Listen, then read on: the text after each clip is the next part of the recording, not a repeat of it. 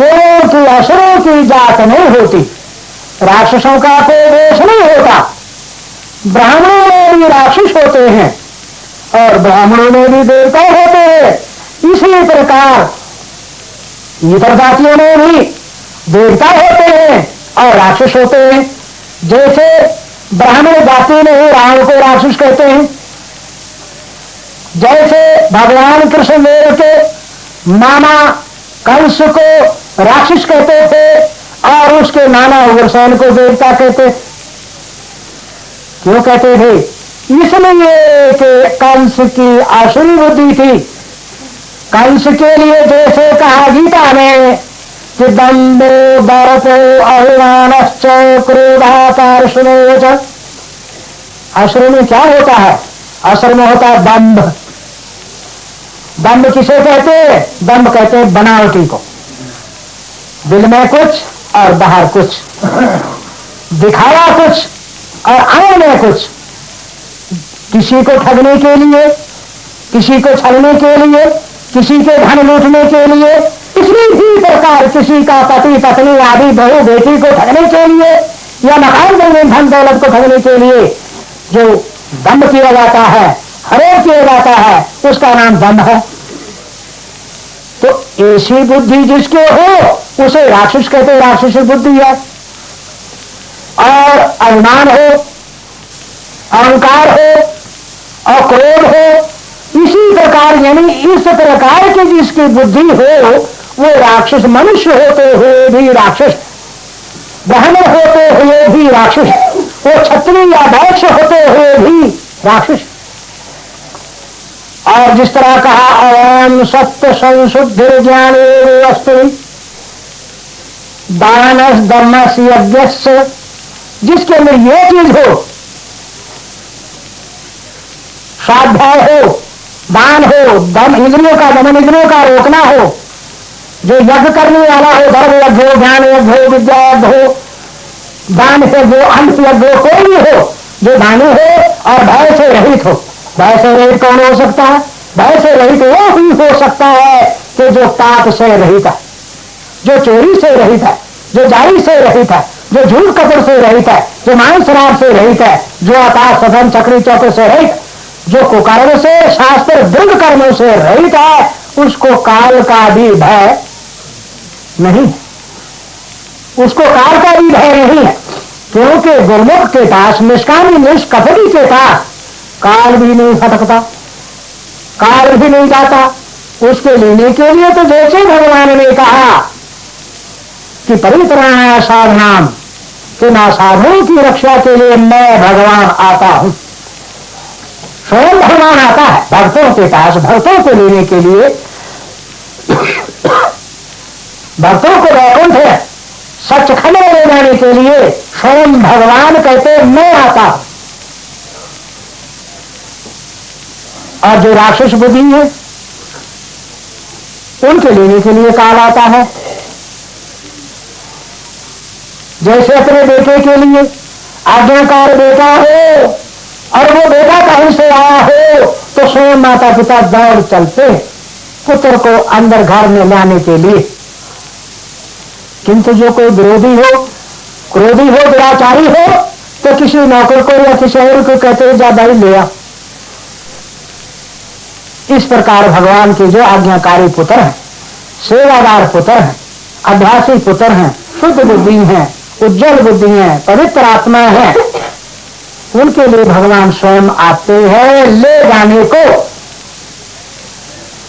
कि अब तो मेरा है। जैसे कहा नवे वांशो जीव लोके जीव भूता सनातनम, कहा तो प्राणी मात्र के लिए भगवान ने, एक के लिए तो कहा ही नहीं कि ये जीवात्मा जितने भी ये देहधारी है, इन शरीरों के अंदर बोलने वाली ज्योति है, बोलने वाली रोशनी है, बोलने वाला प्रकाश है, बोलने वाला चेतन अविनाशी आत्मा है। भगवान कहते वो मेरा अंश है, वो मेरा ही अंश है।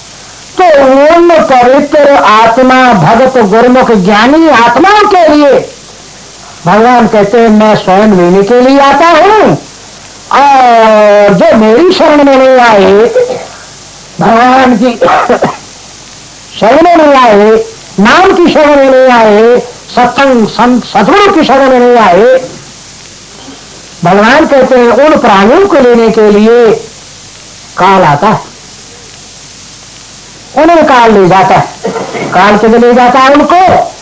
काल इस मनुष्य शरीर से उन्हें 83,99,999 योनियों में नाना प्रकार के कष्ट देता है,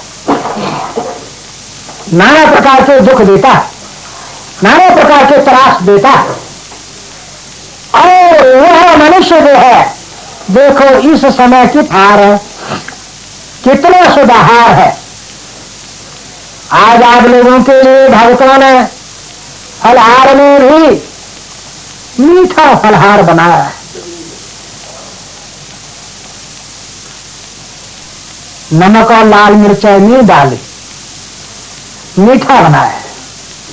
अब इस मीठे को जब आप लोग पाएंगे तो आप लोग समझिए और विचारिए कि हमें कैसा बनना चाहिए, हमें कैसा बनना चाहिए, हमारी बोली कैसे होनी चाहिए, हमारा कर्तव्य कैसा होना चाहिए, हमारा उठन बैठन खान पान पहरान कैसा होना चाहिए। मीठा होना चाहिए। जो बाप को माता को बोली अच्छी लगी, बहन भाइयों को जो बोली और बर्तावा उठन बैठन पहरावा अच्छा लगे, जिस पहरावा खान पान पहरान व्यवहार से न अपनी हानि हो और न दूसरे देखने सुनने वाले की हानि हो, ऐसा मीठा व्यवहार होना चाहिए। हमारे ऋषियों ने पहले से ही सत्संगों को शिक्षा दी है। अब तो प्रथा नहीं रही, किसी की चरणामृत पर श्रद्धा नहीं रही। प्रसाद पर चाहे हो बतासे क्यों मीठा होता, और चरणामृत अभी भी शायद जमुनादास बनावे तुम्हें खांड डाल के और मीठा दूध डाल के दे तो घटाघट पी लेंगे, जरा और दे जाता है एक चम्मच। अगर जो मीठा ना हो, दूध ना हो, तो देने वाला 3 दफे कहता है चम्मच और लेने वाला करे 10। क्यों? चौका चरणामृत है। सिर से चरण कितने लेने हैं, सिर से चरण कितने लेने हैं। इस चरणामृत को पीने वाले तुझे कितनी निर्णयता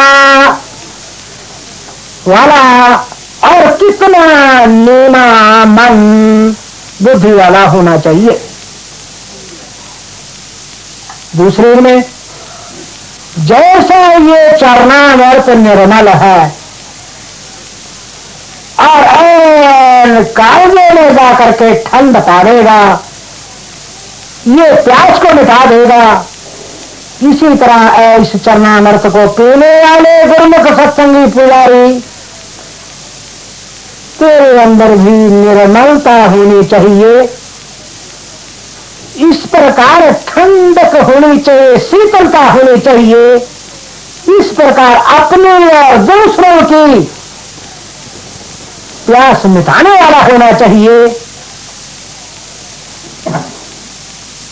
मीठा दिया जाता है, किसमिस दी जाती, बतासे दिए जाते, कोई भी प्रसाद दिया जाता है तो इसलिए दिया जाता है पेट भरने के लिए नहीं, कि इसे तो शिक्षा ले, ऐसी तेरे में मिठास।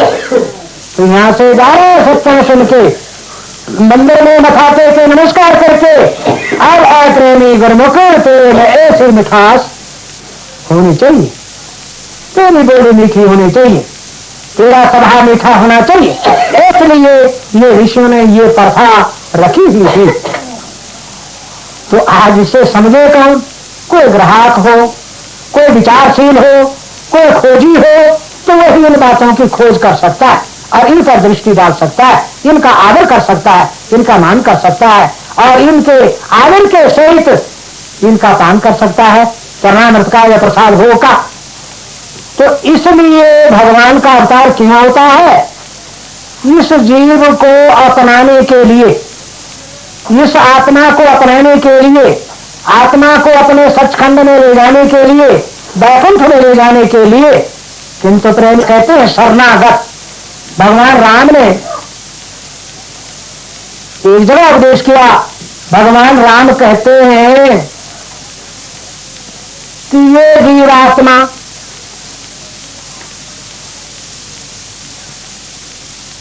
मम सन्मुख आए जब ही, ये जीवात्मा मम सन्मुख आए जब ही, कोट जन्म अघनाश तब ही।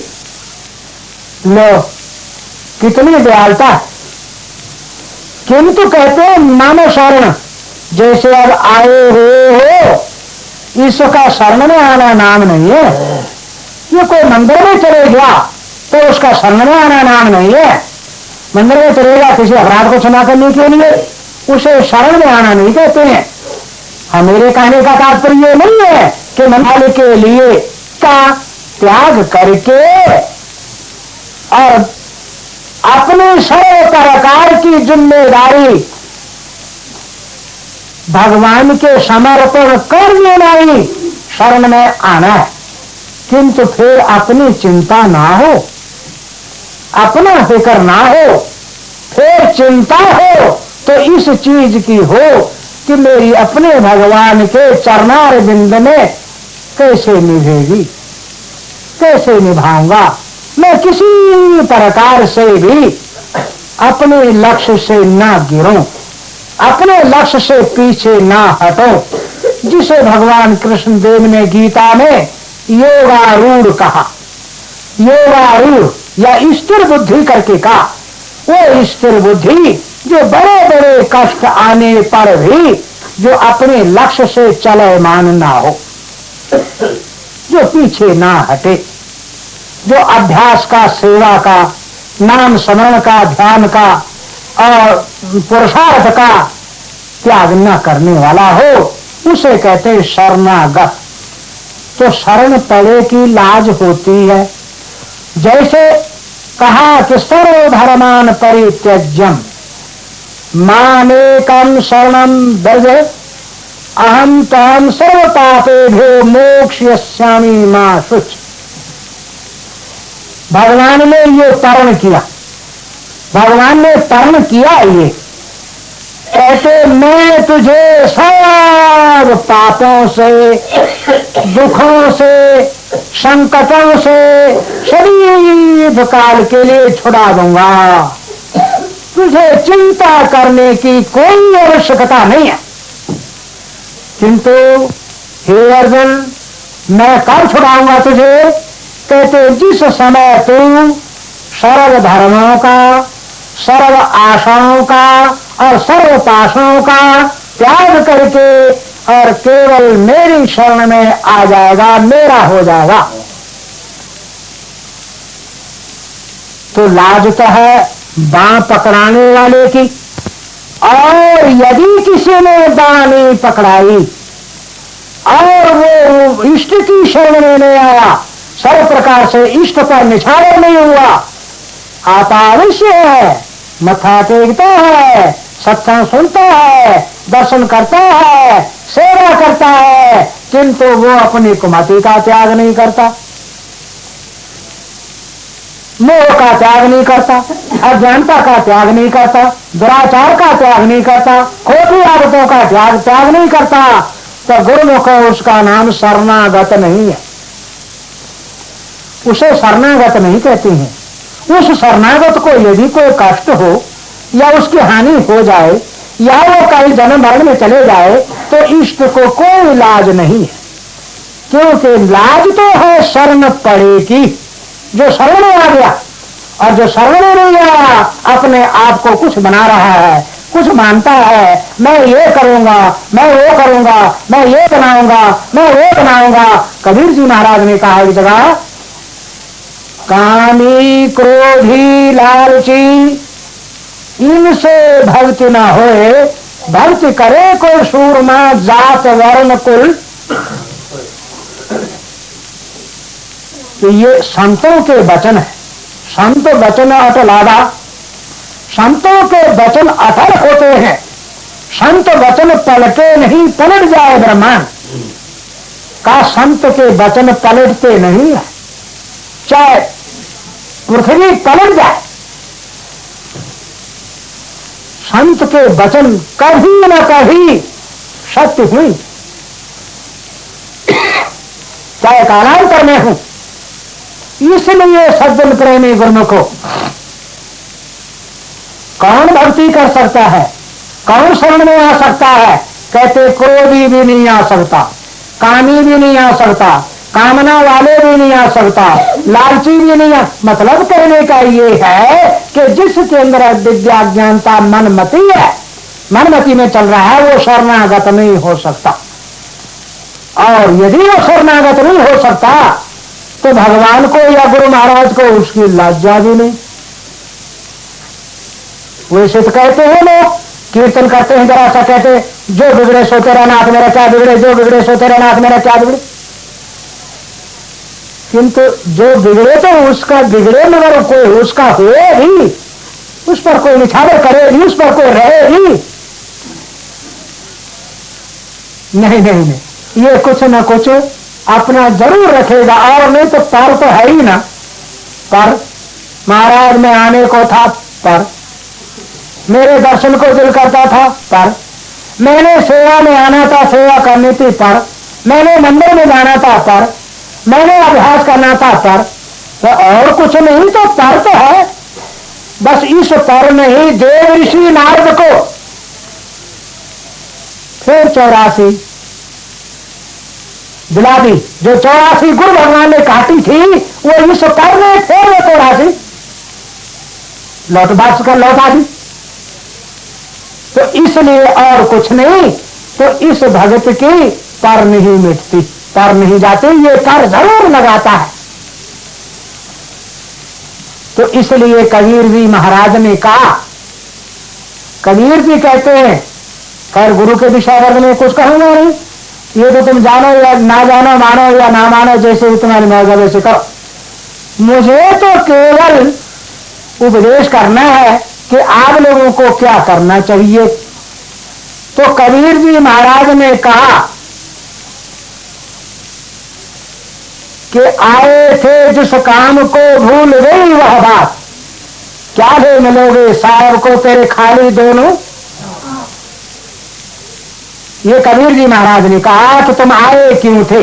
कहने का तात्पर्य ये कि भगवान तो आए ना तुम्हें लेने के लिए, तुम्हें बुलाने के लिए, तुम्हें शिक्षा देने के लिए, अथवा तुम्हें अज्ञानता विद्या अंधेरे से हटाने के लिए, ज्ञान देकर तुम्हें प्रकाश और रोशनी और सचखंड में ले जाने के लिए भगवान तो इसलिए आए। मगर तुम्हें भी सोचना चाहिए कि हमें मनुष्य जन्म में क्यों आए, हमें मनुष्य जन्म क्यों मिला, किस लिए मिला, कहां जाने के लिए मिला। तो कबीर जी महाराज ने ये चेतावनी दी तुम्हें कि ऐ माइयो भाइयों, आप लोग इस मनुष्य देह में जिस कार्य की सिद्धि के लिए, जिस पद पदार्थ को प्राप्त करने के लिए आए थे, आज तुम्हें वो भूल गया, भगवान भूल गया, अभ्यास भूल गया, अपना स्वरूप भूल गया है, वो सचखंड भूल गया है। आज तुम क्या समझते हो? समझते हम यही हमारी जात है, यही गांव है, यही देश है, यही परिवार है, हम यही के रहने वाले हैं। बस इन्हीं विषय विकारों के पुतले बन गए, विषय विकारों की दलदल में पड़ गए, इसी कपड़े धर्म समझने लगे कि अब ये जग मिठा बड़ा कि मिठा। तो इसलिए किसी भी अवतार की आप नहीं सुन रहे, सुन रहे तो मान नहीं रहे। तो जिस समय संकट आता है, कोई आपत्ति आती है, तो फिर ये कुल देवी देवताओं को गिनता है, सबके नाम लेता है, ले तू ही मेरा कष्ट मिटा दे फलाने, तू ही मेरा कष्ट मिटा दे फलाने, तू ही मेरा कष्ट मिटा दे। तो जैसे आज ये वेद पुराण शास्त्र गीता उपनिषद संत महात्मा योगी यति जपी तपी सिद्ध सन्यासी गुरुओं की ये किसी की भी नहीं सुनता है, और सुनता है तो मानता ही नहीं है। इसी प्रकार इस पापी की भी उस समय कोई नहीं सुनता, और यदि सुनता है कोई तो कोई इसके कष्ट दूर करने के लिए उद्यत नहीं, क्योंकि इसकी पुकार स्वीकार नहीं होती। इसने भी बड़े बड़े सिद्धों की आज्ञा का पालन नहीं किया, बड़े बड़े अवतारों की आज्ञा का पालन नहीं किया, बड़े बड़ों की नहीं मानी, वेदों की नहीं मानी, परमात्मा की नहीं मानी, जो माता के गर्भ में पैदा किया था भगवान का नाम जपने का, बल्कि उसका भी त्याग कर दिया। तो फिर इसकी कौन सुनेगा? कौन सुनेगा रे भाई अब तेरी फरियाद को? कौन सुनेगा रे ममलुक अब तेरी फरियाद को? दुख के समय, संकट के समय। तो इसलिए जरा बोलना हरिओम। इसलिए भगवान कृष्णदेव ने कहा कि मैं उन भक्तों को लेने के लिए पिता, मैं पिता हूं सबका, ये मेरी संतान है, ये कुल मेरे बच्चे हैं। जल चर थल चर नभ चर नाना, जो जड़ चैतन्य जीव जहाना, सब मम प्रिय सब मम उपजाए, तिनते अधिक मनुज में भाई ऐसा कहो। भगवान ने कहा कि जितने भी प्राणी मात्र हैं, जल में रहने वाले, आकाश में उड़ने वाले, धरती पर चलने वाले, अष्टावर जंगम जड़ चेतन मनुष्य पशु, भगवान कहते ये सब मेरे बच्चे, मेरा परिवार, ये सब मेरी ही पैदाश है और सभी मुझे प्रिय हैं, प्यारे हैं, प्राणों से भी प्यारे हैं। किंतु कहते हैं कि तिनते अधिक